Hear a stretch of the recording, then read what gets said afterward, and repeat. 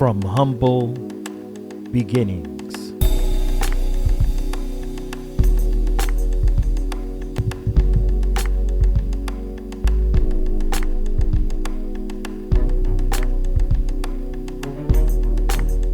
To growth and evolving.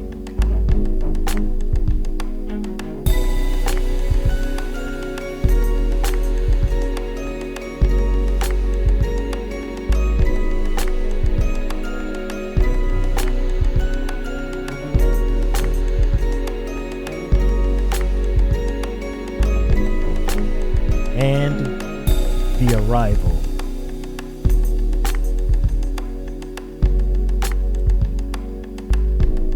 This is First GenXers.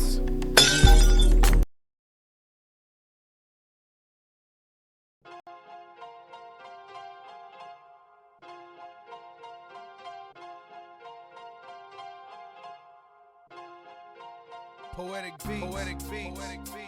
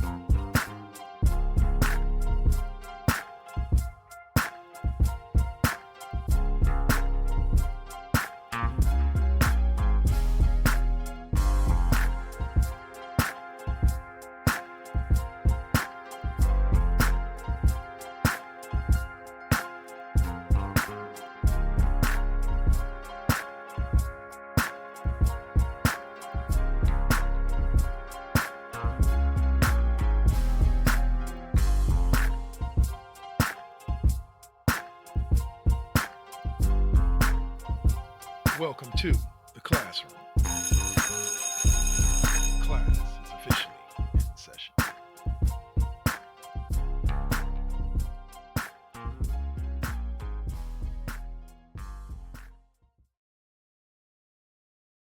Mute us so we're not just talking to ourselves. Hey y'all, what's up? What's up? It is me, the one and only Dark Lord 100, back again, aka Double KK Double, and I'm here with the one and only OMalley. What's up, mama? What's up? It's been a busy few weeks for us the last couple of weeks, and the Saint had a big interview a couple of weeks ago, so we haven't done an episode with you guys for a little bit, but we're back strong tonight to have some fun and talk about some random sports stories, because there's been a lot that's going on. So I've tried to pick some of the biggest stories that have popped up over the last couple of weeks, and let's run them. So the first topic is the Celtics have won the NBA Finals. They beat the Dallas Mavericks, who lost the series 4-1. Luka averaging 29, but we'll get into it a little bit. That I also feel that Luka is the primary reason why they lost. And then we have the Boston Celtics, who won their 18th NBA championship as a franchise. Jason Tatum with 22, 8, and 7. Jaylen Brown, who won Finals MVP, with 21, 5, and 5. I can say I'll be honest with you. I could give a flying fuck about being happy for the Boston fan base, even though I do have a couple of friends who are Boston fans. I'm just happy that they're not tied with the Lakers anymore. Like, I'm just glad that there's a clear-cut number one now. Because I'm getting sick and tired of hearing, oh, we're tied from Lakers fans. Now you're not. Well, now you're not. And they shouldn't have been before anyways, because even the real Laker fans, right? Not these delusional fuckheads. The real OG Lakers fans who are sitting here going, what the hell is Jeannie Buss doing, right? Then we'll even tell you that bubble championship doesn't count. Like, sorry, but the Celtics have been a game ahead for a while. Yeah. So, but yeah, And it's funny being out in Sacramento because clearly I think Sacramento fans hate the Lakers more than like Warriors fans hate the Lakers, right? And they have good Um, reason to. Very good and reason to. right, but the sports anchors on the news broadcast that night, the white dude, I don't remember who he was, but he was all entirely too happy that the Celtics had won, and he said, because the Celtics win is still a loss for the Lakers. So the Lakers lost even though they weren't actually playing. And in Sacramento, a Lakers loss is a Sacramento win any day of the week. And I'm like, damn, y'all are hella salty still. Hey, Snap. literally, like it's okay. It's one thing to have a series end for your team and be like, the refs were against us. The league didn't want us to win. It's a whole nother level to find out that you're right. Like it's a whole nother level to have the ref come out and go, yeah, we were told by the league to make sure the Lakers win. It's that's a whole different level because we've all had our conspiracy theories. Like I love Stephen A, my boy. Like I know a lot of people don't like him, but I love him because he always talks about the stimulus package that was given to LeBron James in 2016 when they made the 3-1 comeback when Draymond got suspended and all of that.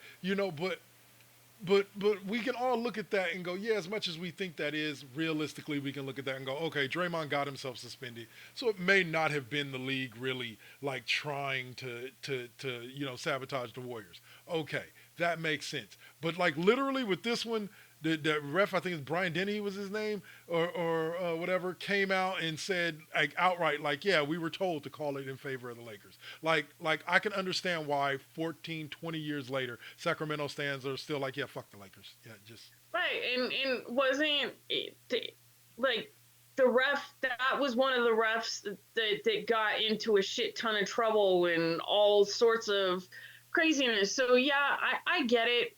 Still, like, okay, whatever.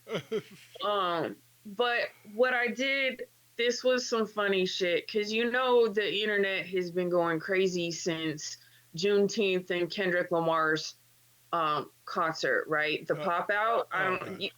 I've All heard right. about it, but I don't know all the details. Okay. Well, have you been under a rock? Yeah, pretty much. I went into Okay, hiding for a little bit. because like when I say that this thing has been overshadowing the Celtics win, I mean it has definitely. Somebody commented that Kendrick Lamar's pop out concert overshadowing the Celtics championship win is the most LA thing ever. Oh no! Oh no!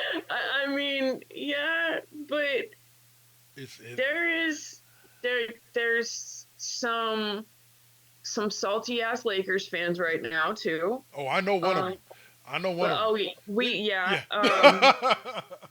uh, Sorry, sorry, dude. but my dude's a Lakers fan and is like that's what they fucking get at this point. He's like fuck them. He's like I'm at this point because they're ruining the team's legacy right now. For what? For what? Like what? You could have actually had a team right now that was winning championships for an extended period of time because they were a good young team that was. Look at the players that they had, how far those players went at different And they were good players. portions Yep. of the playoffs and The only everything. the only one that they look So, right about is Ball. Is because I don't think he's played basketball in the past almost a year or so. The one that got traded to Chicago.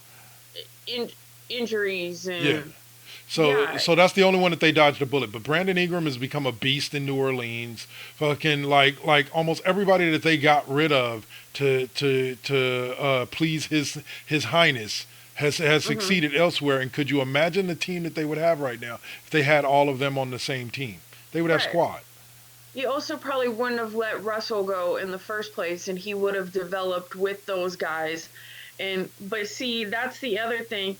Because if you watch them play, him in particular play with and without LeBron, he's two different players because of how he's allowed to play when LeBron is on the court, right? Yeah. He's not allowed to play to his potential. That is very calculated. Come on, we all know that very much. Can't outshine the guy. No. He's a bigger threat, right? Like they're a hot mess over there. I don't know what they're doing. They're ridiculous. Well, this serves them right. Yeah, very much so. This is like you walked under the ladder, you broke a freaking mirror, you did all of that. Picked up the black cat. LeBron, that is like the decade worth of bad luck. Oh man. All right, so one last thing on the Celtics win. Brown wins Finals MVP over Tatum. Tatum had the slightly better numbers. So did the Finals MVP go to the right person? Yeah, I think so because numbers can only tell a portion of the story, right? There's a lot that both of those guys, but Jaylen Brown in particular throughout this season, I think that there's a lot that he brought to the games that doesn't necessarily get put up there in those numbers. Yeah. Part of it has to do with when he came through, right? And holding consistency throughout. And I think that it was the right call. Yeah. I honestly, that was who I figured would be the MVP. It was not at all a surprise to me. I actually probably would have been surprised if it had been Tatum. Yeah. Very big. I'm right there with you. I think Jaylen Brown deserved it. I think for this year, I think that they are in a position where they kind of switch off who's the leader of the team based on who needs to be the leader of the team, on not necessarily a game by game, but on a situation by situation basis. Which I think is actually important because a lot of people had questions on whether this dynamic duo really was a dynamic duo and what, like, is this a lasting kind of thing? Because, especially when you've got two huge people like that. But two superstars. They are, but they wanted this together. They got this together. And I don't see them parting now after this. Boston's going to pull out the big wallet for both of them. Big time. Back up the Brinks trunk, as they would say, right? Yep. All right, so that'll close us out on that subject. We're going to continue to stay in the NBA. This would be where we'd have a commercial break if we were on actual TV, but no commercial breaks here. That's coming up after this next segment. The next subject that we're going to be talking about is the NBA off-season coaching carousel. We wound up with Brian Keefe getting hired by the Wizards, Mike Budenholzer signing a 5-year extension with the Suns, which is rightfully so. He replaces Frank Vogel. Charles Lee getting hired on the Hornets. J.J. Reddick, which is what we're going to talk about mainly this segment, gets a 4-year, $30+ million deal from the Lakers. Jordi Fernandez got his head coaching position with the Brooklyn Nets. Cavaliers are still searching, which I thought that position would be filled by now. And Detroit Pistons just recently opened up their coaching position by firing Monty Williams and are looking as well. So the one that I want to focus on the most, because it was the one that's the most interesting because it goes along with what the theme of our last segment, what the hell are the Lakers doing? I think this was something that I don't think it's a bad choice. When I listen to J.J. Reddick talk basketball, the X's and O's, he knows his X's and O's. I think there's a lot of people in that locker room that will respect him, but I think there's a lot in there that won't as well. But I think from an image look, it's a bad hire for two reasons. First and foremost, if he had been the first interview before Hurley, this would look a lot better. But Danny Hurley, 2-time national champion head coach for the UConn Huskies, interviewed for the position, and declined a 6-year, $70 million deal to head coach to head up the Lakers. Then they go after J.J. Reddick, and they land their guy in J.J. Reddick. They already knew that he was going to stay with UConn. They already knew. That was a... Yeah, that wasn't... I think they legitly wanted Hurley. I think Hurley legitly. I think they rolled out the red carpet for that man. I think he looked at the shit show that is that franchise and started listening to some of the things that he was going to have to deal with. Them picking his staff probably being one of them. LeBron having say in a lot of shit that he shouldn't have say in. I think he started hearing that and he just went, you know what? Down there, I'm God. I prefer the kids. Yeah. I don't have to deal with none of that with them. Even with the NIL, I still don't have to worry about this shit. Exactly. I'm down there winning national championships. They're going to make me one of the highest paid coaches in college basketball. I'm good. It's funny, though, because my guy and I were talking about this the other day, but on the college football, along that lines. Is that one of the reasons why some of the college coaches have not done very well on the NFL level, right, or the pro level, is because now you actually have to cater to your the people that you're coaching, other than instead of the other way around, right? And often we're talking about guys that are significantly younger than you, making way more money than you, more important than you, because I don't care if you're the coach. You know how much they paid him, and you know how much they paid you. You are replaceable. Nick right? Saban ran into that same problem. This is exactly where I'm talking about, right? But that's where Harbaugh has done well, and why his players tend to do well in the NFL as well, because he coaches for that, right? And so it's not dissimilar in basketball, right? There are some ways that coaching college for some is a little bit easier because they don't have to deal with the personalities in the same way that they do. They shouldn't necessarily have to, but it's part of it. Should it be part of it the way that it is with LeBron? Absolutely not.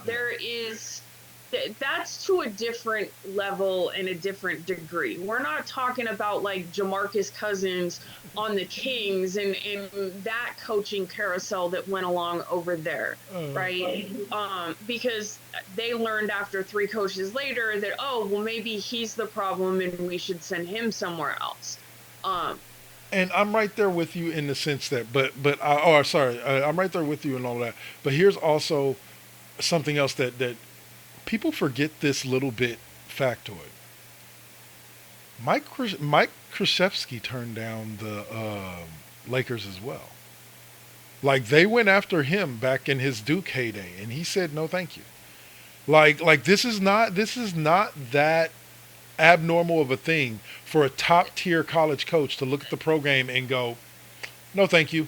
And like you say, a lot of them are making that kind of money there at this point anyways. 1. Exactly. 2, they are God where they're at. Yep. They're absolute God. It took them whatever it took to get to that point, but why, once you've built this empire, why are you will have a field house named after you someday. Yep. Right? It's you are not a dime a dozen there the way that you. Yeah. No, 100%. And it's absolutely understandable. And some of them don't need that NBA. They don't. They don't need that rub. Glory. Yeah. Because let me tell you, too, Saban, right? We're talking SEC. SEC in the southern states is way bigger than the NFL will ever be. Yep. So he is God on their platform that is way up there more than the NFL ever could be. And So also, I tell people this, okay, and this is where you use the Harbaugh example. This is where Harbaugh is the exception and never the rule. Harbaugh's goal in coaching is to win a Super Bowl. He stated that when he came to San Francisco the first time after turning around Stanford and turning around San Jose State. He stated that his goal in doing all of this was he wants to win a Super Bowl. And boy, he came so close that first round. There is so much unfinished business for him at this level. Harbaugh was never intended and never wanted to be a permanent, forever Hall of Fame NCAA head coach. He wanted to go there, prove that he could win at that level because he came pretty close his first couple times as well, got his finished business, and now it's on to the pros with San Diego, and he's going to see if he can go win himself a Super Bowl because that's his dream. You know what I'm saying? His brother's already achieved it. Shit, his brother's been to multiple Super Bowls. You know what I'm saying? And won at least one. You know, so Harbaugh sees that. So that's where Harbaugh is the exception of a national championship coach making that decision that I am going to jump to the pros with intention. Nick Saban tried that shit, went to Miami. I think they won 3 games, and Nick Saban said, "You know what? Fuck this shit. I'm going back to the college ranks," and went to Alabama and became a god again. You know, Urban Meyer tried it at one point, I believe. With Jacksonville, yep. Yeah, so yeah, that didn't last long. Nope. And so it doesn't. One of the only other ones that I've seen do well was Pete Carroll. Yeah. Yep. It's not one that is generally, at least for some of these big name coaches, right? Yeah. We're not talking about the smaller guys. Right. We're talking about these, like, their household names themselves Miles, as they are. Nick right? Saban, yeah. Lincoln Riley, yep. Les Miles, freaking Urban Meyer, Pete Carroll, Nick Saban, like, yeah. No. Yeah, and those guys, the ones, okay, I'm trying to remember his name. Mike Montgomery was his name. And I'll never forget this. The man had coached at Stanford and coached extremely well for like over a decade. He went to the Warriors for 2 years. I think they won an average of 30 games a season. And then he went right back and started coaching Cal for like the next like decade. Like he was like, yeah, no, ego's too big. Like I don't feel like dealing with this shit. But it blew my mind because he managed to stay in the Bay Area no matter what. Like Mike Montgomery had been there about as long as Tara Vanderveer. Like at the time that he left. Like he was ingrained in Stanford, which is what made it uniquely special that he ended up going to coach Cal after he came back from whatchamacallit, because Cal being Stanford's show me on the doll where Stanford hurt you. Hey, I've been a Cal fan all my life. I can root for Stanford if they're doing well. It's kind of like with the Raiders and Niners. I can root for the Raiders if they're doing well, but everybody knows my team is the Cal Bears. Now tell you some shit that's interesting. I've been mocked for being an Oakland A's, a Golden State Warriors, and a 49ers fan. All right, I've been mocked for that because of the variety of it. I had somebody you should be a Giants fan, not an A's fan. That's what everybody keeps telling me. Yeah. But fuck the Giants. Anyway, I mean, it's no different than a Raider Giant fan. Right. And so there's a guy who works for this network right here who told me he is a Stanford football fan but a Cal basketball fan. How did you work that one out? How do you reconcile that shit? Okay, see, this is the issue that I had when my boyfriend first told me. So I'm a USC football fan and a UCLA basketball fan. No! Absolutely not. No. It does not work that way. I'm like, no. He's like, everybody from Southern California, that's how it is. You just ask them. I said, no, I'm sorry. That's not how it works in our household.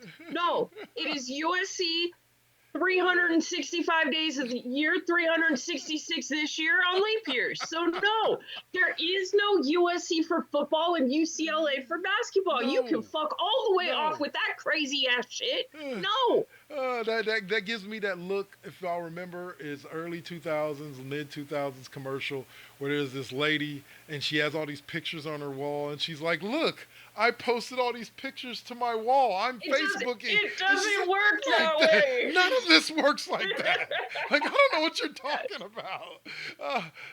But needless to say, that was exactly what went through my head. Is he's telling me this crazy fucking nonsense? No, it doesn't work that way. If you're Cal, you're Cal. If you're Stanford, you're Stanford, and the rest. If like, you're USC, you're USC. If you're UCLA, you're UCLA. You have to pick.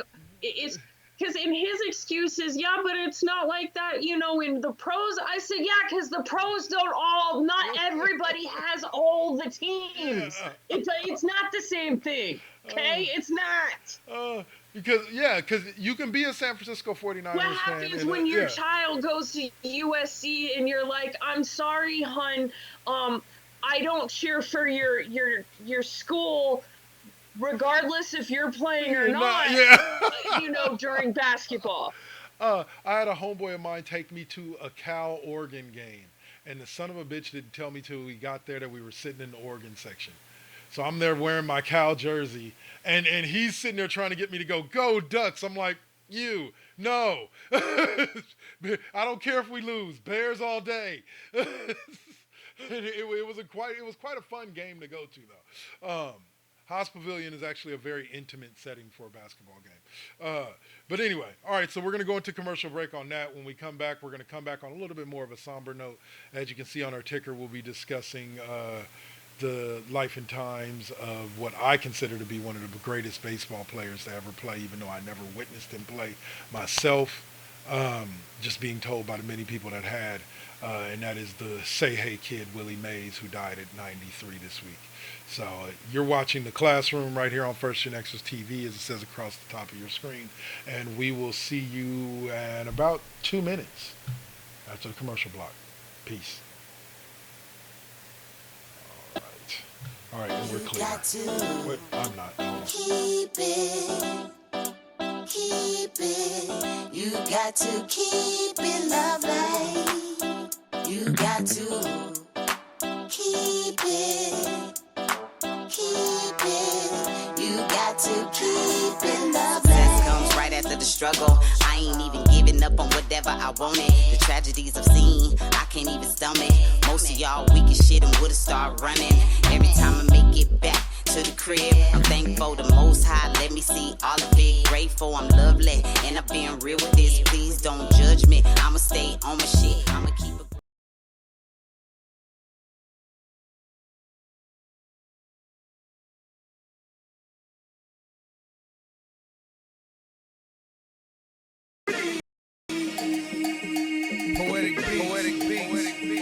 This is now versus then. This is now versus then.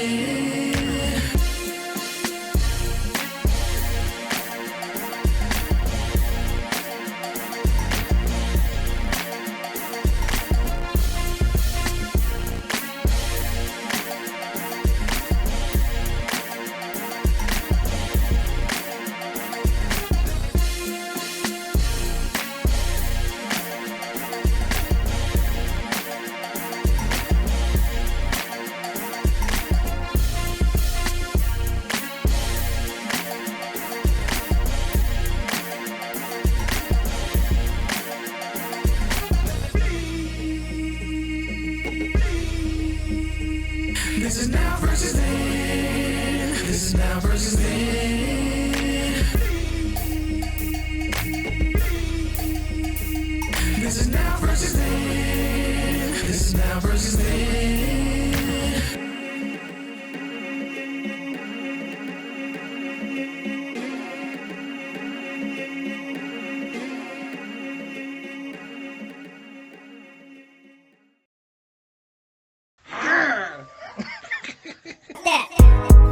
You getting on my nerves.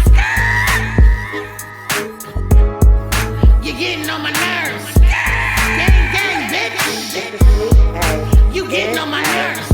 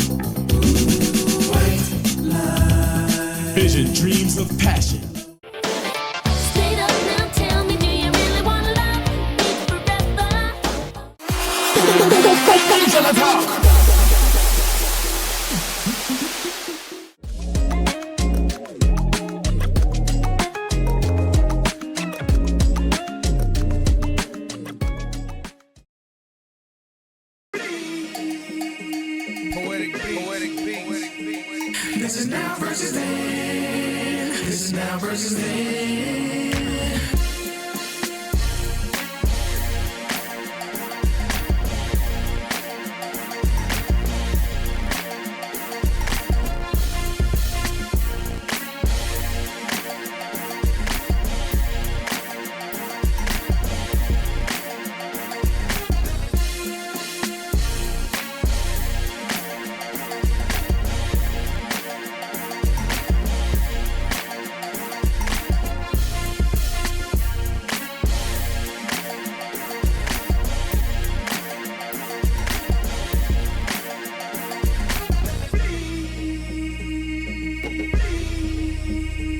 This is now versus then. This is now versus then. This is now versus then. This is now versus then.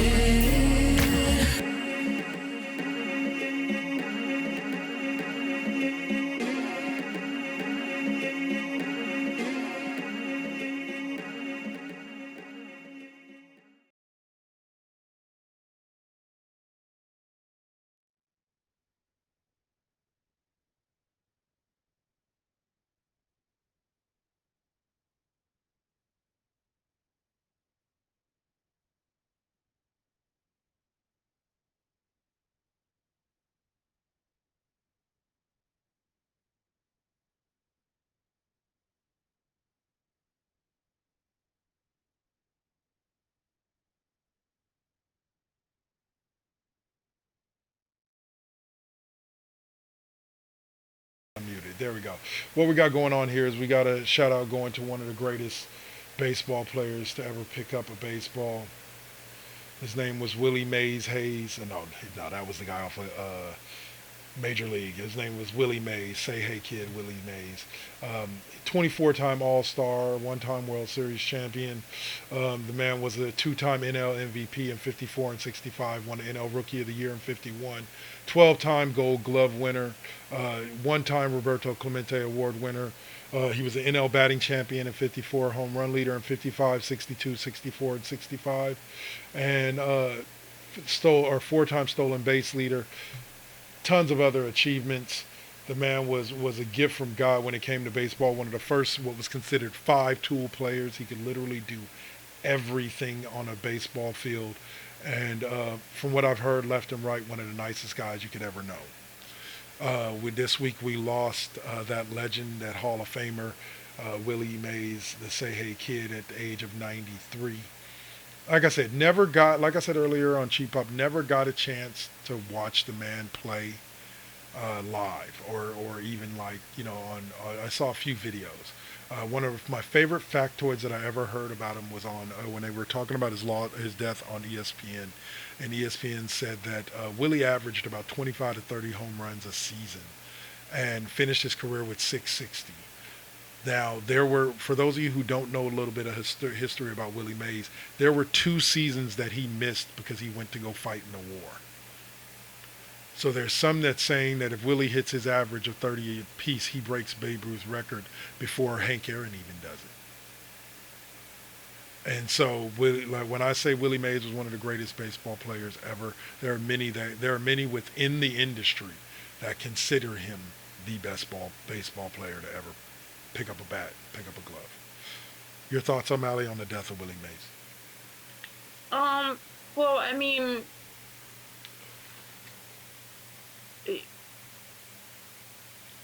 it's a sad day for baseball.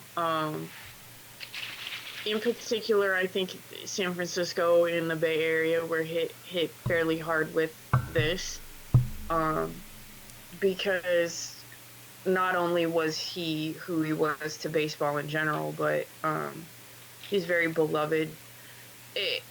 And I can't stand Barry Bonds. I've never liked him. I've talked a lot of shit, but I saw his tribute to him, and that was pretty cool, because not sure how many people know, depending on how old you are. For us old people, we know this, right? But Willie Mays was also his godfather, right? So he had a touching tribute to him, and I thought that was really cool. Yeah, it's weird. I mean, a piece of baseball literally just died. Like that, it's crazy. But yeah, you were talking about like his ability to do everything, right? Like there's a player in particular right now, which I hate to say this because he's actually on the Dodgers, and it feels like this is, but Mookie Betts reminds me a bit in his ability to play wherever they need him to. Reminds me of him in that way a little bit. But this is the timing, I think, too, of when it came, right? Like baseball just released what it did about you using in the Negro League players. It would now be included in stats, and then right around Juneteenth and all of this, he wasn't just a baseball player either. He was an icon for breaking barriers, and so we lost more than just a baseball player. He was just a pretty, like you said, by all accounts from anyone, just a downright decent human being. So it's kind of a sad day for everybody. It is. He led a long, good, full life. So and his impact on the world will be felt for generations to come. So the history of baseball, the history of this country couldn't be written without him. And I mean, that's like the definition of getting into the Hall of Fame, right? Yeah. It's like, that's supposed to be the question when writing the history. Could history be written without including this individual? And absolutely not. It absolutely could not have been. I 100% agree with you there. Like there's if you want to narrow it down to more specifically, you can't talk baseball history without mentioning Willie Mays. You can't talk San Francisco Giants history without mentioning Willie Mays. Like the Say Hey Kid is one of the pillars. There's a statue to him outside. Statue. Yeah, you know what I'm saying? Statue. He is one of the pillars of Giants baseball. And he was still alive when that statue went up. It's not like it's yeah. So yes. I will definitely say this. Willie Mays was so good they had no choice but to give him his flowers while he was still alive. Everybody always talks about you don't get your flowers till you're 6 feet under. Willie was so damn good they couldn't deny him, and they gave him his while he was still here. So shout out and rip, moment of silence for a legend that we lost this week. I said earlier that like one of the closest that we've come to having a guy that's close to a 5-tool player. I don't know necessarily about what type of human being he is. I haven't heard too much about him, but Mike Trout on the field has skill-wise has a lot of similarities to me. I remember a lot of his robbed home runs early in his career. He doesn't do it as much now. He's getting a little bit older there, but in general, he's just it's about as close as we've come, and it's not even close. Like it's not even close. That's just how good Willie was. Imagine if somebody added Barry. I know we hate Barry Bonds, but Barry Bonds, Ricky Henderson, fucking, not Ty Cobb. Who was the one that hit over 400? Mickey Mantle. Like you put them all in one player, and you got Willie Mays. Like it genuinely was that. So, all right. So shout out to Good Theme. Yo, what's up? Shout out to Agent K28 for joining us today. We are on our last topic, our closing topic of the night. And that is very plain and simple. The one and only Miss Caitlin Clark, who was left off of the 2024 Olympic national team this year for various reasons. She's averaging 16 points a game with the Indiana Fever right now. The women who quote unquote replaced her. You have Diana Taurasi. Man, if you don't know who that is, like you need to go talk to somebody about women's sports, because she is a straight up like legend.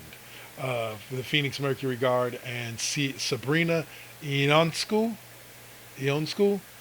plays for the Liberty, averaging 17.7. To me, those numbers show me that they both deserve to be on the team over Caitlin. But there's some out there that argue that they didn't, or that Caitlin should have just been on because of all the stuff that she's bringing to the WNBA right now. The question I asked is, was this a bad snub for women's basketball, or was it just another It right wasn't choice? a snub, people. It was not a snub. Where have you been? Like, because this was known back when they made it to the finals. Okay? If Iowa made it to the finals, Caitlin would not be able to be on the Olympic team, because she wouldn't be able to be there for certain things because she was playing in the finals. She didn't get snubbed. Yep. Okay? This was chosen before she even started her career. This was done before she was even drafted. She wasn't going to be on the team. Yes, who was it, Lisa Leslie, whoever, somebody came out and said, oh, they need to make an exception. If she's not, then it would be a travesty, blah, blah, blah. No. Okay, she's young enough. Guess what? 4 more years, you'll have a shot again. Okay, but this wasn't a snub. Stop calling it something it wasn't. Yeah. Stop acting like it has anything to do with her performance in the WNBA, because this was done before she was even drafted. Was made okay, so shut up. Stop talking about things y'all know nothing about. Everybody just wants to be mad at something. Hey, that's a whole nother subject for a completely different day, but I agree with you 100. Like 100%. But this ain't the thing to be mad about, because you're mad at the wrong thing. You heard it live here, right here. It was not a snub. Like, no, I agree. I agree that even if she had been able, if they had made it to the finals and she had been able to be on the squad, still don't see it as a snub, because I just think that there are just too many other women out there that are better than her right now.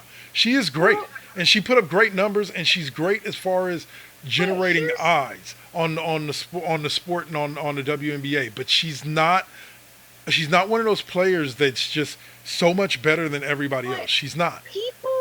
People need to get out of this mindset that having all of these big people who are putting big numbers up and doing big things is what it takes and how you put together a good team.